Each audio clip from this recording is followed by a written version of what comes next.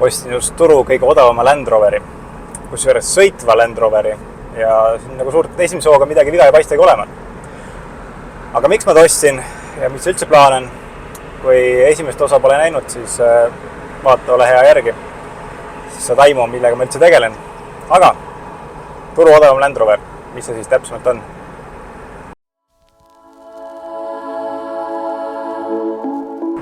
Tegelikult ma ei läinudki üldse mõttega, et ma tahan seda autot osta. Läksin vaatama lihtsalt huvi pärast. Ta oli mul eelarvest õige pisut väljas.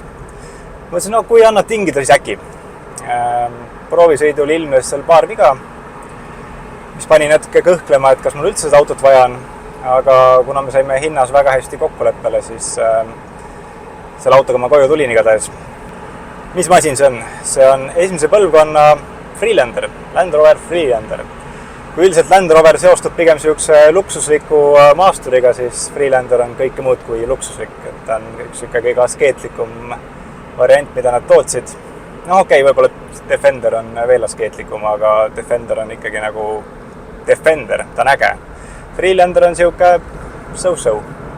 Igatahes proovisin, meeldis. Mulle meeldis just see, et ta on see 3-ukseline variant ja eemaldatava kõva katusega, et see kerekuju on kuidagi äge. Lihtsalt siuke natuke nagu totakas, aga samas päris kihvt äge.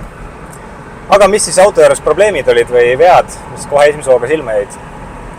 No alustame sellest, et ma arvan, et miks tal ei olnud õnnestunud müüa seda autot, oli see, et see kuulutus nägi ääretult mannetu välja. Seal oli üks kaugelt tehtud pilt autost ja vene keeles lisainfona, et sõidab. Jah, ka põllurallikad sõidavad, aga noh, nad ei kvalifitseeru enam autodeks või selles mõttes liiklusesse. Igatahes läksin vaatama ja vahelduseks, mis mulle väga meeldib, mis on eriti üllatav siukse odavama otsa kategoorias, auto oli puhas. Ta oli nagu sees puhas, väljas puhas, täiesti nagu siuke perfektne tüüp veel viimaseid lapi liigutusi tegi auto juures. Ja no ütleme, kogu need aspektid arvesse võttes oli nagu aru saada, et tegemist ei ole mingisuguse rondijärikaga, kes siin ostab, müüb ja vahetab ja on selle kuskilt väga soodsalt saanud. Et tema käes oli pool aastat auto olnud. Enne seda eelmine omanikuvahetus toimus aastal 2013, nii et ei ole siukene külajalgratas, mida on siin iga mees vändanud. Ehk siis mina olen Eestis 5. omanik. Kuid mis vead siis autol juures olid, mis mind tegelikult alguses natuke ära hirmutasid? Alustuseks esimene asi, mis ma märkasin, klaasid olid seest udused. Esimene mõttekoht on see, et salongi radikas raudselt tekib, sest miks sa muidu udused on. Ja ütlesin, okei, kuna hind on selline, siis teoreetiliselt eelarvesse võiks mahtuda ka salongi radika vahetus, mis on meeletult tüütu töö. Põhimõtteliselt kõik armatuur välja. Ja kas ma seda ise teha oskaks, väga kahtlane. Kui ma raha eest lasen teha, siis 100 eurosi tõenäoliselt. Ja teine probleem, mootor kuidagi, see hääl oli täiesti vale. Siuke peenike kigin või nagu keegi hoiaks siga kuskil aia vahel, et siuke vingumine. Ja sellega oli siuke, et ei tea, milles asi on. Ise arvasin, et äkki generaator on juba väsinud ja laulab ja kõik muud jutud. Aga kuna kindel ei ole, siis peasid mootoriga midagi suuremat paandust pole. Päeva lõpuks ära ma ta tõin. Natuke siuke enda jaoks kerge risk, sest et ma ei tea, mis need vead tähendavad tegelikult. Aga positiivse poole pealt tegemist on ju 23 aastat vana autoga. Ja ma põhimõtteliselt ei leidnud mitte kusagilt roostet. Aga millega täpsemalt tegu? Tegemist on 2001 aasta Land Rover Freelander Hardbackiga. 1,8 liitrine rida 4 mootor, mis on siis Roveri K-seeriast. Muidu geniaalne mootor, aga selle häda on see, et insenerid mõtlesid väga vaimustava aparaadi välja. Siis sekkus raamatupidamise osakond ja ütles, et aga palun teeme selle kõige odavamast alumiiniumist, mis võimalik üldse saada. Mis tähendab seda, et hülsid vaikselt kuluvad ära ja siis ei pea see süsteem enam jahutusvedeliku kinni. Ja põhimõtteliselt seda enam remontida ei saa. Et kui ta juba jahutusvedeliku kaotab, siis aparaat, mis süda on tegelikult otsese läinud ja sellepärast polegi neid autosiga eriti järgi enam. Aga sellel 1,8 liitrise mootoril siis võimsust on suisa 86 kilovatti, siis on 117 hobujõudu. Väändemoment on 160 newtonmeetrit, mis väga-väga tagasihoidlik number. Ja ütleme, et ega ta mingi rakett ei ole, sest et kiirendusaeg on siuke 12,6 sekundit 100-ni. Seda on rooli taga tunda ka mõnusalt, et ega ta nagu ei lähe. Ja käigukastiks on siis 5-käiguline manual ja püsiv 4 vedu. Siuke huvitav fakt, et seda autot hakati tootma tegelikult aastal 1997. Ja esimesed 5 aastat oli ta Euroopa kõige müüdum nelikveoline auto üldse. Et neid toodeti väga palju, minu meelest isegi üle 560 000, nii et kunagi neid oli Euroopas väga-väga palju.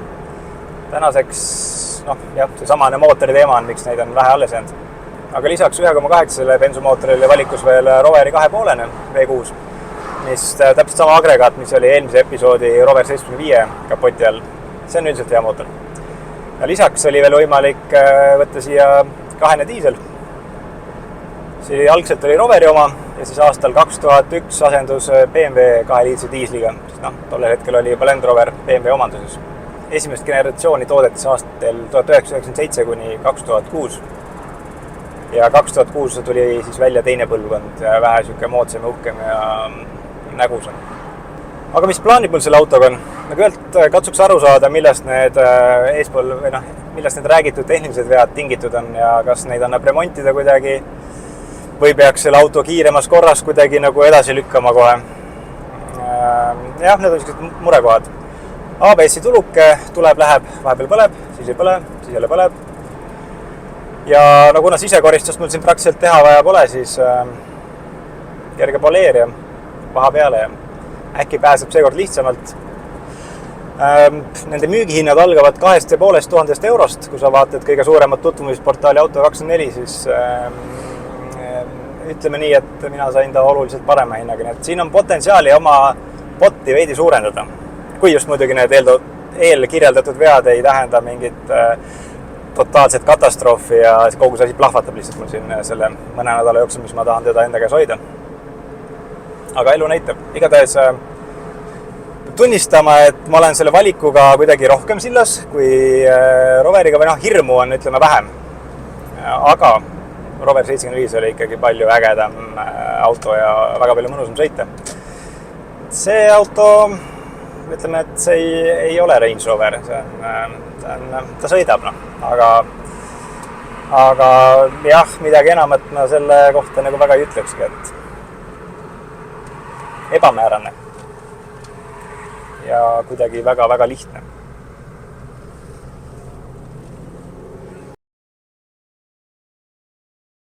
Sellel Freelanderil on paar siukest väikest nüanssi, mille puhul tahaks siukest spetsialisti hinnangut saada, sest ma ise ei ole nii teadjamees. Esiteks, klaasid lähevad uduseks. Seda oli postes tegelikult näha, et mingisugune jama on. Kahtlustan seda salongi soojenduse radikat. Aga see asi päriselt selles on ei tea. Et tahakski lasta targematel korra peale vaadata ja mingit arvamust väljendada. Ja lisaks on mootori juures ka mingi veider heli, siuke peenike, siuke nagu undamine, et mis asi seda teeb. Ja selle jaoks ma lähen põhimõtteliselt Tallinna kõige pädevamasse Land Roveri töökotta. Kuna mul varasemalt on ka paar Land Roverit olnud, 3. põlvkonna Range Rover ja ühtisega 4. põlvkonna Range Rover. Ja nendega suuresti käisingi seal kogu aeg. Ja kordagi ilma abita ei jäänud. Leiutati ka välja niisugused nüansid, mida ka võib-olla paljud hätta jääks, nii et igati okei koht. Ma olen nendega väga rahul alati olnud. Ja nüüd lähen näitan korra oma Freelanderi ette. Küsin sealt väikest nõu ja arvamust ja võib-olla viitsivad natuke rohkem isegi süvitsi vaadata, et mis asi see on, mille ma koju tõin ja miks ta kindlasti halb asi on. Nii et suund Kadaka teele.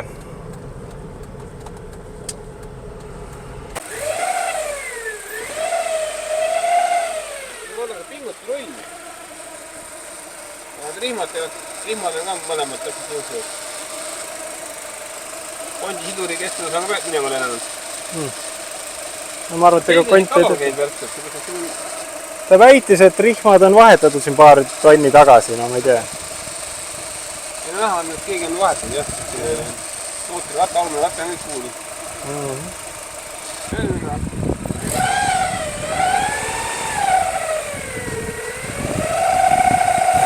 Vaadata olla ka see teema, et ma mäletan, et sellel oli rihmapingusti oli automaatne, oli see vedruga ise keerata. Rihm on liiga pingunud tõusust. Et võib sellepärast ka vinguda.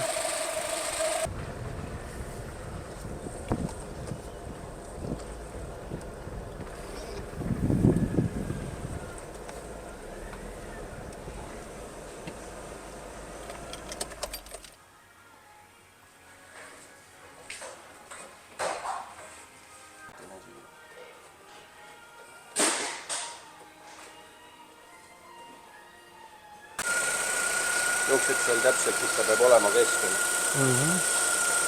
Et ühesõnaga rihm oli liiga pingul peal. Ja siis vingus nagu väike siga. Nüüd on ilus.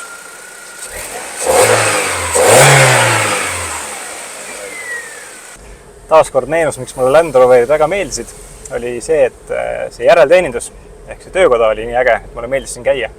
Sain hästi palju infot alati, see oli huvitav ja see on vastu korras auto.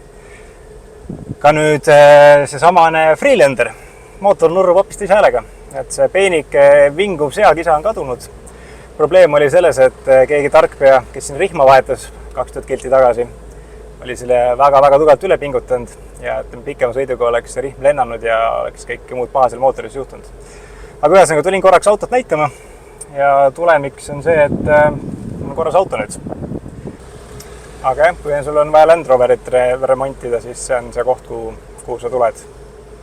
Nii, ja kus ma nüüd sõitsin tupikusse. Super. Ühtlasi sain selle visiidi käigus ka selgust nelikvee osas. Nelikveedu toimib vähemalt sellel autol. Et reeglina võetakse vahelt kardaan ära ja jätakse esiveoliseks, aga siin ilusti tagumist rattad veavad kaasa. Ma ütleks, et see on ka päris suur pluss juba. Selle niiskus osas, miks klaasid on sellised udused, soovitati vaadata üle salongi filter.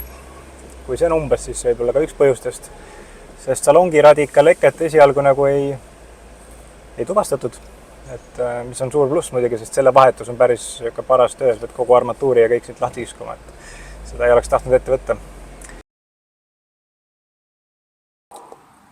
Sõin just šašlõkki, väga hea oli. Arvati jamba vahel ka, aga ühesõnaga jõudsin oma Freelanderiga nüüd maale vanemate juurde, kus mulle meeldib siis ära kasutada seda garaaži, kus on ka paar tööriista sees. Ja ega tehniliselt väga midagi siin teha polegi. Kouksin just õhufiltri välja. Ma arvan, et seda pole ammu vahetatud, nii et see võis ka üks põhjus olla, miks klaas udune kogu aeg on. Aeromootor siis 15 € eest on puust tellitud. Et selle lasen praegu õhuga puhtaks. Et tagasi pannest on ikka nii rokane ja must.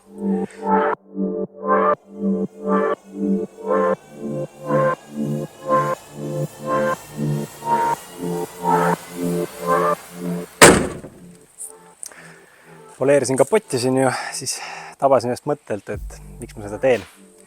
See on maastik auto, sellega minnakse metsa, seda kriibitakse. Ja ta kõige hullem välja ka enne praegu. Teeks hoopis selliseid pisi iludetaile paremaks natukene. Ometi küsimus, mis mõttega sellel on.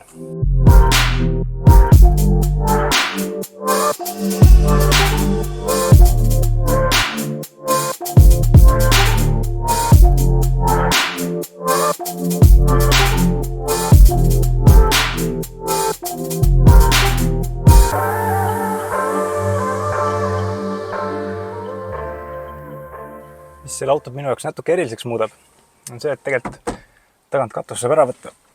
Tuleb ainult siin. Seda vist on isegi lihtsam pagasnikus teha. Aga selle katuse maha võtmine üksinda ei ole liiga lihtne, võin juba öelda. Ja mis on äge tegelikult, et see klaas käib alla. Põhimõtteliselt selle lülitist alla lasta. Või siis, kui sa võtad katuse maha, siis ta läheb automaatselt ka alla. Nii. Kes see käis? Aha, siit. Veel need hoovad. Klaas jooksis sisse praegu ja nüüd põhimõtteliselt ole mees ja tõsta ta maha. Aga selleks peab ikka tugev olema.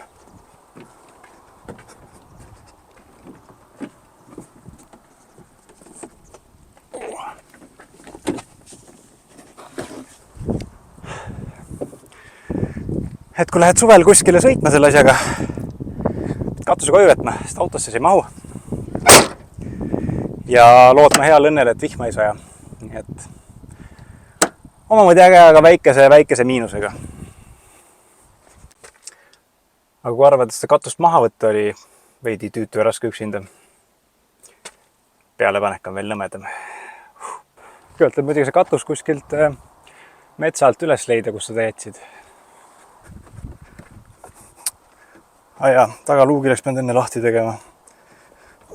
Pagan küll risk.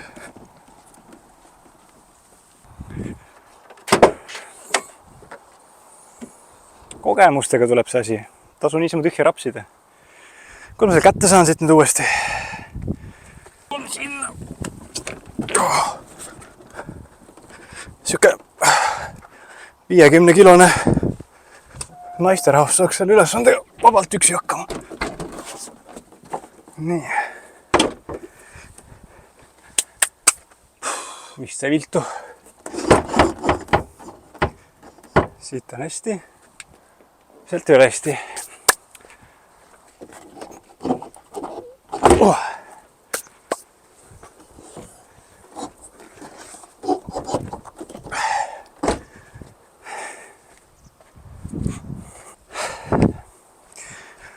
No nii lihtne see ongi. Võib-olla muidugi olen mina ainult lihtsalt natukene koba ja pisut harjutades saaks selle kordades. No mida kuradid siia? Saaks kordades kiiremini peale.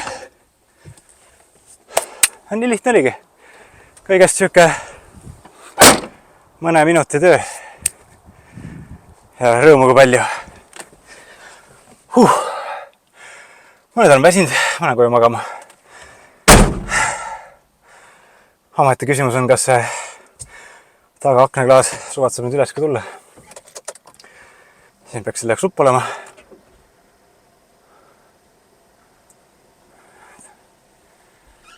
Okei, vähemalt see töötab. No nii, tänaseks on Land Rover läinud.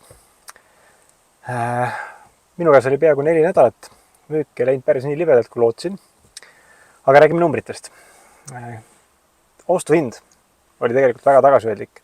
Ehk ainult 1300 eurot, mis tegelikult sõitva Land Roveri eest on kommiraha. Omaniku vahetus 55 eurot, kindlustus 22 eurot, taksoga autot vaata on 5 eurot. Rihmale kullimine paika, muud asjad seal töökojas läks 34 eurot, õhufilter 17, erinevad kuulutused veel 23 eurot, kuna panin mitmesse portaali. Ja auto eest sain ma täna 400 eurot. Seda ei ole eriti palju. Seda on palju vähem, kui ma lootsin. Aga siis teeb selle auto kasumiks miinus 1056 eurot. No, pigem siuke käsine saak. Kuid tegelikult ma käisin selle Land Roveriga täna Tikupoisis. See on see koht, kus saad Viljandi inimestega ka kokku, sest nendel on sinna mugav tulla.